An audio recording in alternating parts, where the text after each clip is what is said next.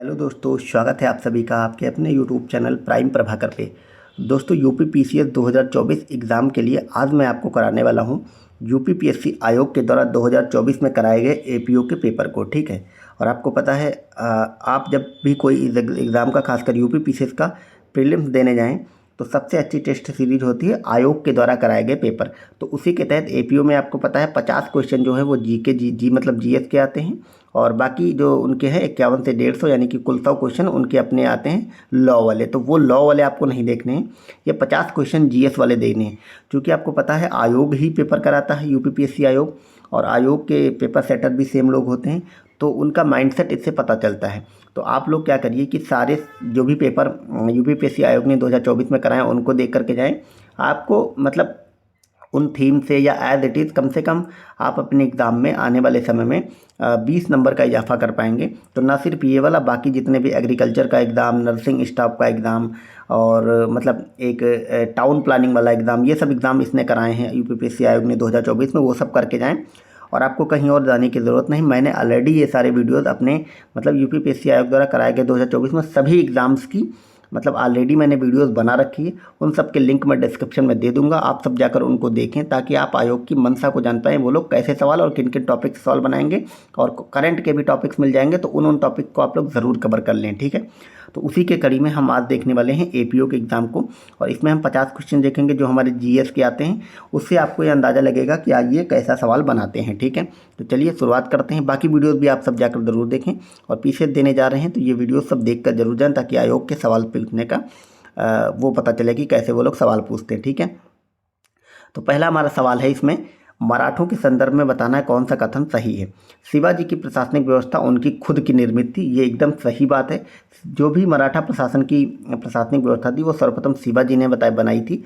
ठीक है। तो ये एकदम सही है। दूसरा है जो रणजीत सिंह से भिन्न उन्होंने अपने प्रशासन में कोई विदेशी सहायता नहीं ली थी। ठीक है। तो ये भी एकदम सही बात है।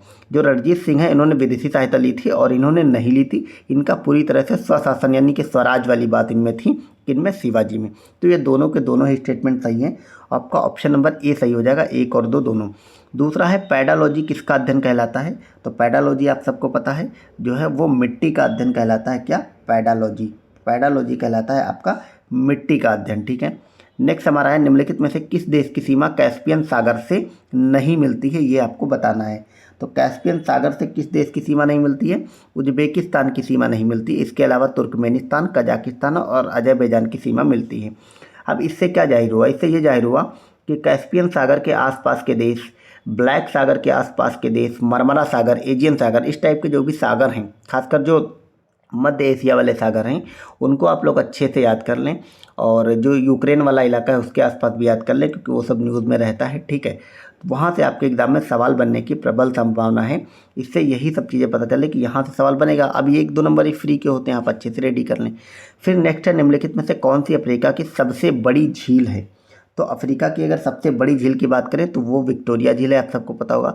तो एक तो अफ्रीका महाद्वीप और विक्टोरिया झील, अफ्रीका की कुछ और झील भी हैं जैसे तंगनिका झील है, ये सब चर्चा में रहती, मतलब इन पे सवाल बनते ही बनते हैं, तो इनको आप लोग अच्छे से कर लेंगे। फिर है, दुनिया की सबसे शक्तिशाली अंतर महाद्वीपीय बैलिस्टिक मिसाइल सरमत का सफलतापूर्वक परीक्षण किया गया। यह निम्नलिखित में से 2022 में किया गया था। कई बार पुराना करंट अफेयर पूछ लेता है, और बताया गया है आपको कि ये किस देश की थी सरमत। ठीक है। तो ये जो है वो रूस की थी, आप याद रखेंगे। और बाकी आपको अब क्या करना है कि कभी भी इस तरह की कोई बड़ी मिसाइल किसी भी दुनिया के देश ने परीक्षण की, भारत ने की, चाइना ने की, अमेरिका ने की, जर्मनी ने की, जापान ने की, उनको आपको याद रखना, और ये भी याद रखना किस देश की है और वो किस तरह की मिसाइल वगैरह है। इस टाइप के आप में करंट में सवाल पूछा जाएगा। फिर अगला है हमारा छठा क्वेश्चन, निम्नलिखित में से कौन सही सुमेलित है। अब इसमें जो सही सुमेलित है वो आपको बताना है। रेडॉक्स अभिक्रिया केवल अपचयन होता है, नहीं, ये गलत है। विस्तीर्ण गुणधर्म घनत्व का होता, नहीं। ग्रहण गुणधर्म आयतन का होता, ये भी गलत है। ब्रह्मांड की कुल ऊर्जा स्थिरांक ऊष्मागतिकी का प्रथम नियम है, ये सही है, बाकी सबके सब गलत हैं। तो आप इसको एकदम नोट डाउन करें कि ब्रह्मांड की कुल ऊर्जा स्थिरांक जो है वही ऊष्मागतिकी का प्रथम नियम है। बाकी आप रेडॉक्स अभिक्रिया भी देख लें, विस्तृत गुणधर्म भी देख लें, गहन गुणधर्म भी देख लें। यही आपके मतलब क्या बोलते हैं इसको, कि एक तरह से आयोग के सवाल पूछने का डोमेन इससे पता चलता है कि वो कहाँ कहाँ से सवाल पूछ सकते हैं। ठीक है। अगला हमारा जो 7वां क्वेश्चन है वो ये कि पुष्पमित्र शुंग के बारे में कौन सा कथन सही है। सेनापति पुष्पमित्र शुंग ने बृहद्रथ की हत्या कर दी थी। तो ये एकदम से सही बात है, क्योंकि आपको पता है बृहद्रथ जो है वो अंतिम मौर्य शासक था और इसी की हत्या करके पुष्पमित्र शुंग ने शुंग वंश की स्थापना करी थी और मौर्य वंश यहीं पर समाप्त हो गया था। यवनों को पराजित करने के बाद उसने 20 अश्वमेध यज्ञ किए। ये एकदम गलत है कि इसने 20 नहीं बल्कि 2 अश्वमेध यज्ञ किए थे। एक क्वेश्चन और बनता है कि पुष्पमित्र शुंग ने जब 2 अश्वमेध यज्ञ किए थे उसमें उनके पुरोहित कौन थे? तो ये आप याद रखना, ये पाणिनि थे इनके पुरोहित। ठीक है, तो ये दूसरा वाला गलत है, केवल एक सही है, केवल एक किसमें? ऑप्शन नंबर सी में। ठीक है, अगला है भारत के संविधान स्वीकृति की तिथि जो कि संविधान की उद्देशिका में वर्णित है वो क्या है? तो आपको पता है लास्ट में संविधान की जब आप प्रस्तावना पढ़ेंगे उसमें तिथि लिखी हुई हिंदी और इंग्लिश दोनों में लिखी गई है।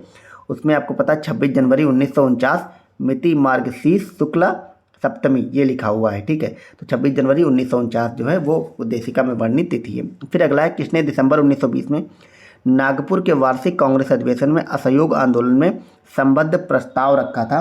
तो ये रखा था CR दास ने, आपको पता होगा। ठीक है, CR दास ने असहयोग आंदोलन का प्रस्ताव रखा था नागपुर में। और आपको पता है जो विशेष असहयोग आंदोलन का जो विशेष अधिवेशन बुलाया गया था कलकत्ता में, उसमें इन्हीं CR दास ने इसका विरोध किया था। लेकिन बाद में जब मेन अधिवेशन हुआ कांग्रेस का दिसंबर में 1920 में नागपुर में, तो इन्होंने ही इस असहयोग आंदोलन का प्रस्ताव भी किया था। ठीक है, अगला है निम्नलिखित में से किसने ऐहोल अभिलेख की रचना की थी? तो ऐहोल अभिलेख की रचना जो है वो रवि कीर्ति ने की थी। ये आप याद रखेंगे, ऑप्शन नंबर डी इसका। अभिलेखों से सवाल जरूर बनते हैं और खासकर अशोक के अभिलेख आप लोग याद कर लेंगे, वहाँ से क्वेश्चन खूब बनते हैं। फिर नेक्स्ट है कथन कारण वाला। इसमें हमारा जो कथन है वो ये कहता है कि जेनेटिक्स या आनुवंशिकता माता पिता के से संतानों तक वंशागति प्रतिरूप में लक्षणों की भिन्नता का अध्ययन करते हैं। ये एकदम सही है। और वंशानुगति एक पीढ़ी से दूसरी पीढ़ी में लक्षणों के स्थानांतरण की प्रक्रिया है, तो इसीलिए तो ये आपको पता है ये कारण एकदम सही है और इसकी व्याख्या भी सही कर रहा है। तो ऑप्शन नंबर सी इसका सही हो जाएगा। फिर यह स्वर्गीय लता मंगेशकर के बारे में, लता मंगेशकर जी का निधन हुआ था 1 साल पहले, तो इसलिए पूछा था कि वह 1989 में दादा साहेब फाल्के पुरस्कार प्राप्त करता थी। एकदम सही बात है। उन्होंने राष्ट्रपति डॉक्टर प्रणब मुखर्जी से भारत रत्न प्राप्त किया। ये गलत है क्योंकि उनको भारत रत्न मिला था रामनाथ कोविंद जी से। तो ये पहला वाला सही है, केवल एक सही हो जाएगा। ठीक है, बाकी दूसरा वाला गलत है। अब जैसे ये उस समय इनकी निधन हुआ था तो सवाल पूछ लिया था। अब 2024 में किसी का भी निधन हुआ उसकी आप डेट याद रखें, क्योंकि अभी जो RO का प्रश्न पेपर हुआ उसमें 4 लोगों की डेथ हुई थी, उनका क्रम पूछ लिया था। ठीक है, तो उसी तरह से आप याद रखेंगे। अब जैसे बड़ा नाम अभी एक डेथ हुई टाटा जी की, रतन टाटा को, तो रतन टाटा के बारे में इस तरह स्टेटमेंट बना के सवाल पूछ सकता है, तो उसको आप लोग अच्छे से रेडी कर लेंगे। फिर अगला क्वेश्चन है अफ्रीका में माउंट किलिमंजारो के संदर्भ में निम्नलिखित में से कौन सा कथन सही है? यह अफ्रीका की सबसे ऊंची चोटी है। ठीक है, तो अफ्रीका की सबसे ऊंची चोटी एकदम सही बात है। यह भूमध्य रेखा पर स्थित है, ये गलत है। ये जो माउंट किलिमंजारो है ये भूमध्य रेखा पर स्थित नहीं है। ठीक है, ये मकर रेखा पे स्थित है, ये आप याद रखेंगे। तो इसीलिए केवल एक सही होगा, ऑप्शन नंबर सी। फिर समुद्री ज्वार का कारण क्या है? तो समुद्री ज्वार आपको पता है किसके कारण आता है?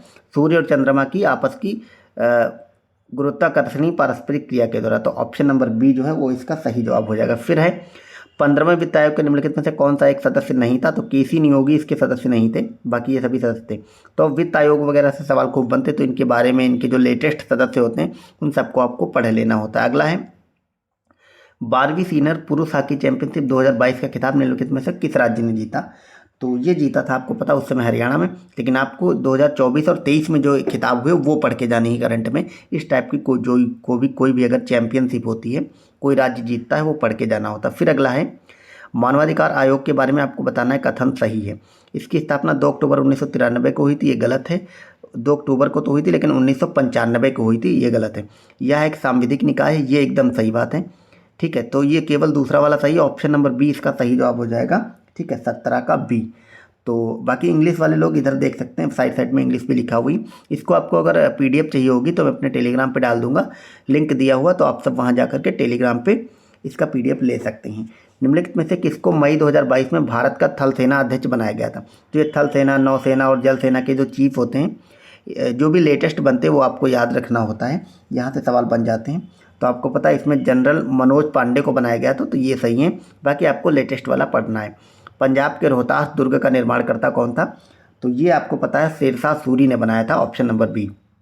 अगला है निम्नलिखित में से कौन सी विश्व की सबसे लंबी पर्वत श्रृंखला है तो आपको पता है ये एंडीज वाली जो है, जो नॉर्थ साउथ अमेरिका में है, एंडीज पर्वत श्रृंखला सबसे लंबी है। फिर डॉक्टर अम्बेडकर के बारे में दो बातें कही गई हैं कि डॉक्टर भीमराव अम्बेडकर के बारे में कौन सा सही है। इन्होंने इंडिपेंडेंट लेबर पार्टी का गठन किया, एकदम सही है। इन्होंने 1945 में people's education society of India की स्थापना की, ये भी सही है, ठीक है। तो इसमें ये दोनों के दोनों स्टेटमेंट सही हैं। ऑप्शन नंबर ए हो जाएगा, 1 और 2। समुद्री घास किसका महत्वपूर्ण स्रोत है, तो आपको पता है ये आयोडीन का महत्वपूर्ण स्रोत होते हैं समुद्री घास, ठीक है। फिर नेक्स्ट है, यहाँ पे बताना है कौन सा युग्म सुमेलित नहीं है। तो कुछ ऐतिहासिक स्थल यूपी के दिए गए हैं और उनके जनपद दिए गए हैं। तो श्रृंगवेरपुर प्रयागराज का ऐतिहासिक स्थल, एकदम सही बात है, ठीक है। श्रृंगी रामपुर ये श्रावस्ती में नहीं है, यही वाला गलत है। बाकी दाऊजी मथुरा में है और लोधेश्वर बाराबंकी में है। तो ये बी वाला सही हो जाएगा, क्योंकि सुमेलित नहीं बताना है, तो ये वाला सही है। अगला है, हरित क्रांति शब्द का प्रयोग सबसे पहले निम्नलिखित में से किसके द्वारा किया गया था। तो यहाँ पे आपको स्वामीनाथन और नॉर्मन ई बोरलॉग से कंफ्यूज नहीं करना है। भारत में स्वामीनाथन ने हरित क्रांति शुरू की थी और दुनिया में सबसे पहले नॉर्मन बोरलॉग ने शुरू किया था। लेकिन यहाँ पे पूछा है हरित क्रांति शब्द को किसने दिया था, तो ये दिया था विलियम गॉड ने। ऑप्शन नंबर बी इसका सही जवाब हो जाएगा।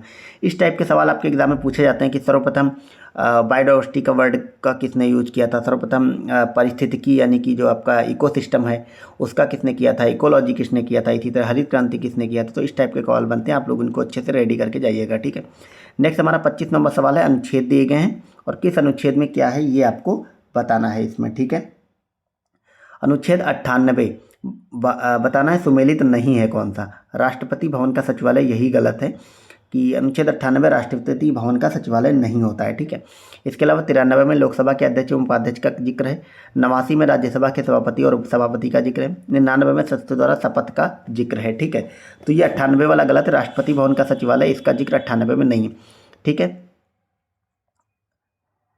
अगला देखते हैं 26 नंबर सवाल, निम्नलिखित में से बर्लिन में भारतीय स्वतंत्रता समिति की स्थापना किसने की थी। तो ये जो विदेशों में भारतीय संस्थाएं स्थापित हुई थी मॉडर्न इंडिया में, यहाँ से सवाल बनते हैं। तो आप याद रखेंगे भारतीय स्वतंत्रता समिति बर्लिन में एक तो बनी थी और इसको बनाने वाले कौन थे, तो वो थे आपके लाला हरदयाल, ठीक है। फिर यहाँ पे कुछ आपको मिलान करना है, क्या मिलान करना है,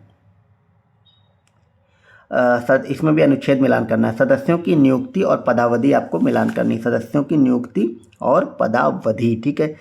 तो ये किस में होती है, ये अनुच्छेद 316 में है। फिर नेक्स्ट है लोक सेवा आयोग के कृत, ये 320 में आते हैं, ठीक है। और एक सेकेंड, हाँ ठीक है। और लोक सेवा के आयोग के जो व्यय होते हैं वो आते हैं आपके अनुच्छेद 322 में, और लोक सेवा आयोग के प्रतिवेदन, तो लोक सेवा के बारे में सारे अनुच्छेद देके पूछ लिए कि अनुच्छेद 323 में आते हैं। आपको पता है 315 से लेकर के 323 तक ये आपके 324 तक ये आपके लोक सेवा आयोग के बारे में अनुच्छेद दिए गए हैं, तो वही आपको यहाँ पे पूछ लिए हैं और इस हिसाब से आपका ऑप्शन नंबर सी वाला इसमें सही हो जाएगा। फिर है 1887 में किस वायसराय के शासनकाल में इलाहाबाद विश्वविद्यालय की स्थापना हुई थी। तो इलाहाबाद विश्वविद्यालय की स्थापना डफरिन के शासनकाल में हुई थी। आपको पता 1887 में इलाहाबाद विश्वविद्यालय 2 सितंबर 1887 को बना था। और आपको पता है जब 1885 में कांग्रेस की स्थापना हुई, इस समय भी डफरिन था और 87 में भी डफरिन ही था। फिर अगला सवाल है 2022 अप्रैल से किस अंतर्राष्ट्रीय खिलाड़ी को शीर्ष तैराकी संस्थान फीना द्वारा सभी अंतर्राष्ट्रीय प्रतिस्पर्धाओं से 9 माह तक भाग लेने से इस आधार पर प्रतिबंधित किया गया कि उसने रूस के राष्ट्रपति पुतिन की रैली में भाग लिया था। तो इसमें जो आपका है एवगेनी रायलोव, ये रूस के हैं, इनको प्रतिबंधित कर दिया गया था। तो इस टाइप की कोई बड़ी न्यूज़ आती है तो उसको भी एग्जाम में पूछ लेता है। मॉन्टेगी चैम्पस्फोर्ड 1919 का उद्देश्य क्या था, ये आपको बताना है। तो ये बहुत सरल है, आपको पता है दोहरी शासन प्रणाली लागू करना, ठीक है। आपको पता है इसमें प्रांतों में दोहरी शासन व्यवस्था लागू कर दी गई थी इसी सुधार के तहत। फिर है फैदोमीटर का उपयोग किया जाता है, तो ये सागर की गहराई यानी समुद्र में गहराई मापने के लिए फैदोमीटर का प्रयोग करते हैं, ठीक है। अब यहाँ पे उत्तर प्रदेश विधानसभा चुनाव हुए थे 2022 में, उसमें किस राजनीतिक दल को कितनी सीटें मिली उसमें से बताना है कौन सा सही नहीं है, ठीक है। इसमें हालांकि आपको लेटेस्ट वाला पढ़ना होता है। तो इसमें जो सुहेलदेव भारतीय समाज पार्टी, इसको 5 सीटें मिली थी, यही गलत है, यानी कि इसको इतनी सीटें नहीं मिली थी, तो यही वाला सही हो जाएगा। बाकी सबको सेम मिली थी, ये पूरी मिली थी। तो ये अब आपसे नहीं पूछेगा, पुराना हो गया। 2024 में जिन राज्यों में चुनाव हुए उसमें किस पार्टी को कितनी सीट मिली, कौन सी सरकार बने, ये आपको देख के जाना है। जैसे अभी आंध्रा में चुनाव हुआ, आंध्रा में मतलब चुनाव हुआ, बिहार में तो नहीं हुआ, बिहार में अगले साल होगा, ठीक है। तो जितना भी इसके अलावा जो आपके नॉर्थ ईस्ट वगैरह में चुनाव हुए थे वो सब स्टेट आपको देख के जाने हैं। फिर है निम्नलिखित में से कौन सी प्रशांत महासागर की धारा नहीं है, तो आपको पता है जो बेंगुला की धारा है वो प्रशांत महासागर की धारा नहीं है, ठीक है। तारीख रसीदी के लेखक कौन है, इस टाइप के सवाल जो मध्यकालीन भारत इतिहास है इसमें आपको पुस्तकें और लेखक जरूर पढ़ के जाना, यहाँ से सवाल जरूर आते हैं। तो मिर्जा हैदर दुगलत जो हैं ये तारीकी रसीदी के लेखक थे, आपको याद रखना है। अगला है भारतीय संविधान के निम्नलिखित में से किस अनुच्छेद में धन विधेयक की परिभाषा है, तो आपको पता है धन विधेयक 108 अनुच्छेद में है, ठीक है, और 108 में आपका धन विधेयक है, ठीक है। फिर यहाँ पे कुछ शासक लिखे गए हैं, ये भी साउथ इंडिया से हैं और उनकी राजधानी आपको मिलान करनी है, ठीक है। तो इसमें है आपका पांड्य शासक, पांड्य शासक जो है वो मदुरा, मतलब पांड्यों की जो राजधानी है वो मदुरा थी। फिर आती ही यादव, यादवों की राजधानी देवगिरी थी। काकतीय की राजधानी आपकी वारंगल थी और पल्लवों की राजधानी कांचीपुरम थी, ठीक है।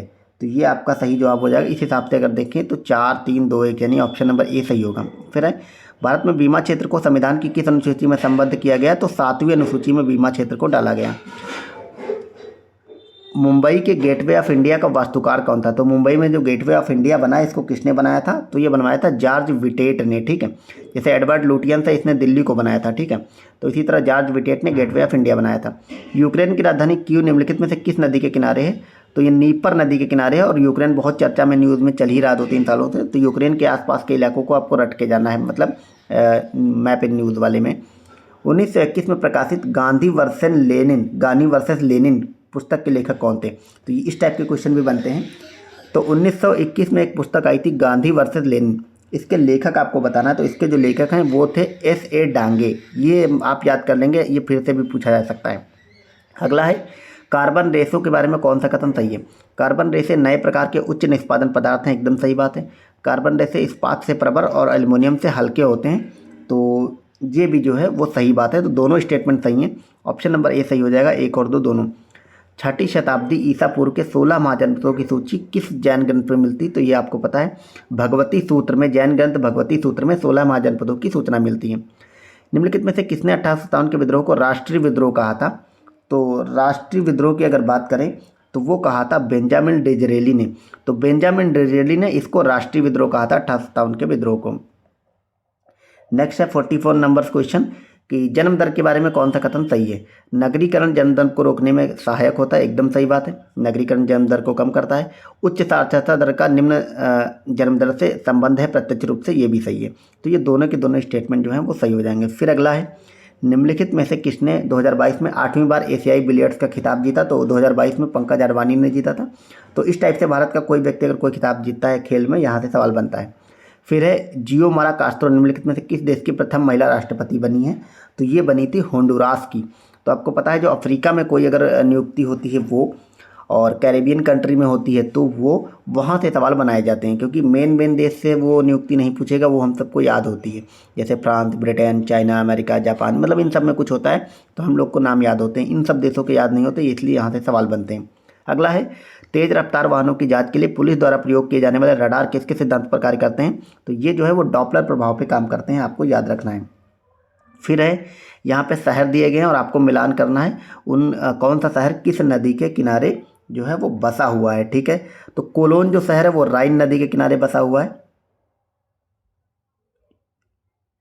ठीक है, हाँ ठीक है। बसरा जो है वो बसा हुआ है आपका सत अल अरब के किनारे, और दियार बाकिर जो है वो टाइग्रिस नदी के किनारे है, और टिम्बकटू जो है वो नाइजर नदी के किनारे। इस हिसाब से देखें तो ऑप्शन नंबर सी आपका सही होगा। पुस्तक द $10 ट्रिलियन ड्रीम के लेखक कौन है, तो पुस्तक एक लिखी गई थी द $10 ट्रिलियन ड्रीम, इसके जो लेखक हैं वो थे आपके सुभाष चंद्र गर्ग, ठीक है। वर्तमान में भारत में हेडलाइन मुद्रास्फीति किस पर आधारित है, तो वर्तमान में ये जो है ये संयुक्त उपभोक्ता सूचकांक पर आधारित है, यानी कि मतलब जो खुदरा वाला होता है वो और जो थोक वाला वो दोनों को मिलाकर के एक संयुक्त उपभोक्ता सूचकांक बनाया गया, ये उसी पर आधारित है। तो इस प्रकार ये हमने कंप्लीट 50 क्वेश्चन देख लिया। अब जो क्वेश्चन आगे के 100 हैं वो उनके अपने स्पेशल सब्जेक्ट लॉ वाले हैं, वो आपको नहीं देखना, आपको जीएस वाले देखने हैं। तो इस प्रकार हमने अपने इस चैनल पे 2024 में और 23 के लास्ट में जो भी एग्ज़ाम कराए थे किसने, यूपीपीएससी आयोग ने, उसके सारे पेपर्स को देख लिया। इससे पहले हमने एग्रीकल्चर वाला, नर्सिंग के जो दोनों पेपर होते वो वाले, टाउन प्लानिंग वाला और एक आध और पेपर हमने देखा है, हाँ एप्लीकेशन एपीओ का ही एक दूसरा पेपर होता है, मैं उसका नाम बोल रहा हूँ, वो मतलब अपने चैनल पे मैंने सब अपलोड कर रखे हैं, वो सब आप जा करके ज़रूर देखें, ताकि आप इससे आपको एज इट इज़ भी कम से कम 5-6 क्वेश्चन का फ़ायदा होगा। और इसके अलावा कम से कम 15-20 क्वेश्चन आप साइड से मतलब कि आप उसके डोमेन से पकड़ पाएंगे। तो ये वीडियोस बहुत ज़रूरी होती है, मेन टेस्ट सीरीज से अच्छे होते हैं आयोग के ही प्रश्न करना। तो आप मेरा टेलीग्राम पे जुड़ जाएं, उस पर मैं आप कहेंगे और आप लोग कमेंट करके बताइएगा मुझे कैसे लगे मेरी व्याख्या इसकी और कैसा जो भी रहा। तो ये सारे पेपर्स और पुराने जो भी मैंने वीडियोस कराए हैं, बाकी भी यूपीपीएससी वाले, उन सब के पेपर्स ही मैं मतलब सॉल्यूशन और पेपर सब अपने टेलीग्राम पे दे दूंगा, तो वहाँ से आप लोग खुद भी पढ़ पाएंगे। ठीक है, और उन सब के लिंक डिस्क्रिप्शन में मिल जाएंगे, जा करके देखें। मिलते हैं नेक्स्ट वीडियो में। Thank you so much, bye bye.